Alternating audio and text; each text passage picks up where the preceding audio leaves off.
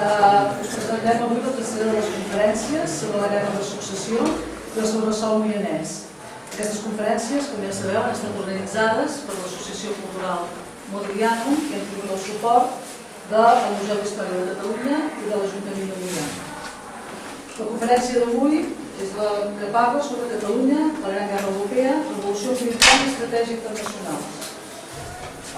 Serà a càrrec d'Ismael Almazán, que és professor tutor del Centre Associat de l'ONET de Barcelona i d'Elies Matadepera.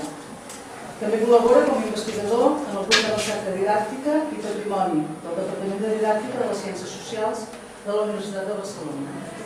En aquest departament ell desenvolupa la seva tesi doctoral sobre la didàctica dels camps de batalla.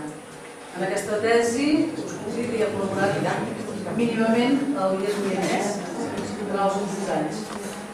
I també és autor de diversos llibres i articles sobre història social i institucional de Catalunya en els segles XVI i XVII i també dirigeix una col·lecció d'estudis sobre els camps de batalla de la península Ibèrica. Un d'aquests camps de batalla va ser el camp d'Aulis.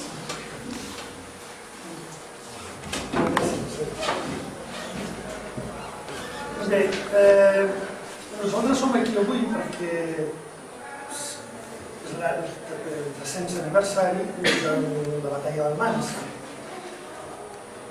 i tenim consciència que aquesta batalla va ser molt important a la història de Catalunya, transcendental. Catalunya, el País Valencià, d'Aragó i del conjunt de la monarquia espanyola. El que és curiós és que és una batalla on no hi va haver cap força catalana, ni es va desenvolupar en terres catalanes ni valencianes.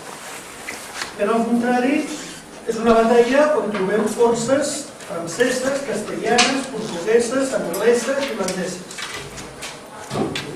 És un fet curiós que sigui tan present per la nostra història, però en canvi gairebé tots els participants no hi tenien gaire a veure amb nosaltres. Això el que ens remet és el caràcter internacional d'aquest conflicte. Un caràcter internacional que mai ha estat oblidat, però que sovint no s'ha posat de relleu amb la importància que jo crec que té, sobretot a la historiografia més antiga, no a la més recent. I una altra cosa curiosa és que aquest conflicte tan important, la guerra de successió espanyola, era un conflicte previst. Era un conflicte que se sabia des de feia molts i molts anys abans que segurament esclataria.